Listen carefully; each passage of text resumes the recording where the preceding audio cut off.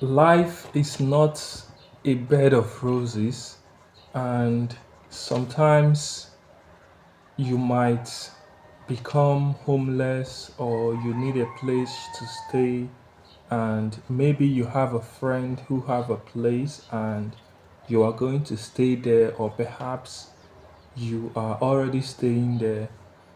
I think I should give these few tips from my own understanding as someone who has lived in other people's home, and at the same time I have had the opportunity to accommodate people in my own space. So I think I should give these tips that will, enable you to live more in peace during your stay with your friend. Most people don't realize that your relationship with your friend is different from living with your friend. It's like two people are dating, and when they get married, it's always different because the scenarios are different. So, your friend that you know that you see once in a while and you guys talk, it's not always the same person as in when you are living with them, because the scenarios are different and people often misunderstand this, and then it usually end up in chaos. But each case is different because people are different, and some people can tolerate some things and they cannot, some others cannot. So first and foremost, you should know that the reason why people are living on their own, or why that person you are going to live in their house is living on their own, is because they want their privacy, and it's because they want their own space. So bringing you coming there, they are sacrificing, like they are making a lot of sacrifice on their own to accommodate you. So don't think that, oh, you are their friend, so they must take you in. No, the reason why they are living alone is for their own privacy and to have their own space. So they are making a lot of sacrifice, having to take you in. So when you are in a place, be it your friend, the first mistake people make is that, oh, this is my friend's place, and then they are just there, not helping around the house. When you are in someone's house, the first thing you have to do is make yourself like useful in a way that you help the person out with whatever it is that is around the house, because now you are living together. When the person is living alone, they have to do all those things themselves, but now you are there, it is like a shared space, so everything there is shared. If the person maybe is sweeping, perhaps you can wash the dishes. You are sleeping perhaps on the bed, the bed sheet is dirty. If you're washing your clothes, you can wash it. Like these things that are around the house, it's very simple. It's something that common sense should tell us that we should do, as though because we are living there and it is our house for the time being. So we don't have to sit and then our host is doing everything and then we are just there watching them.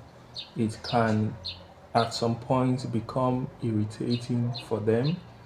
Also, those people that you are moving in their house, although they accept you in their house, but you know that they have been living alone, and having you in their space is a totally new experience for them, and they are trying to adjust to that. So it's, don't try to read too much of their behavior or of their reaction. Just take it that they are trying to adjust having someone in their space, because this is not something that they are used to having. So don't try to read or try to overthink people's reaction or people's, perhaps their attitude or their moods or their whatever, and then assume that, oh, it is because of you. Secondly, when you are living in someone's house, Don't discuss their business. This is another mistake people make. If you are living in someone's house, they take you in. Like I said, when you are friends with them, it's different from when you are living with them, because now you are getting to know them, getting to know how they live. And some people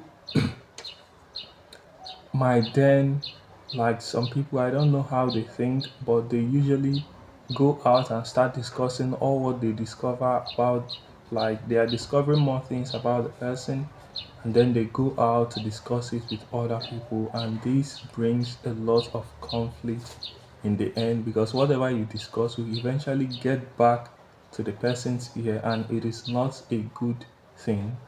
So when you go to someone's house to live there, mind your business. Whatever it is that is happening in that person's life that you come to know, it's none of your business. Remember, the person is living in their space, minding their business, and it's just sacrificing their privacy to have you there. So when you are there, don't go and discuss other people's business. Third is, ask for permission before you take some things that does not belong to you. Yes, you are living there. Like I said, each case is different, because when you are living with someone, each case is different as people are different. There are people that you live with that you can live 100% freely with them, but everyone is not the same. So you don't take that mentality to everyone you meet.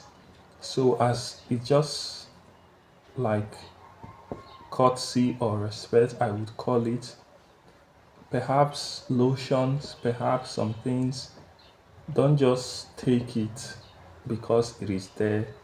There are people who don't like sharing some things that they consider to be personal. So you can ask them for permission before using it. Oh, can I make use of this, or can I make use of that? That shows respect. That shows like you are acknowledging, and if they want, they can give you the permission to use it whenever you want to. Also, if you can contribute to the house, because sometimes perhaps you are staying there because you are not working, or for so many reasons, but if you can try and contribute to some things in the house that you can afford to contribute to, even if it's toothpaste, even if it's like food or something, because like try to understand that the person was taking care of themselves and now they have to share a lot of things, and it's like you are lessening the burden for them. Like I said, I don't know the living situation. Perhaps you are not working, or perhaps you are working and you can afford a few things. This shows the person that you are making some effort and you are trying to also help around the house. And lastly, what I would say is that this is something you have to do with your own awareness. Learn, like they say, when you go to Rome, behave like the Romans. For instance, there are people who go to bed by 9 p.m. or by 10 p.m., 11 p.m. When you are living with someone in someone's house, you already know part of their schedules and perhaps when they sleep. This means that if you are going out, or like you don't have to disturb or overstay your time limit, like if they're going to bed by 10 and then you are going out and coming back by 11 banging on the door, like it's not a good deal. And yeah, respecting your host and appreciating them for what they are doing is a good thing. And I hope that all those people out there who are staying with someone, I pray that you eventually find your own place and have your own space as well. So, this is what I had to share today, and thank you so much for being here. And until next time, bye.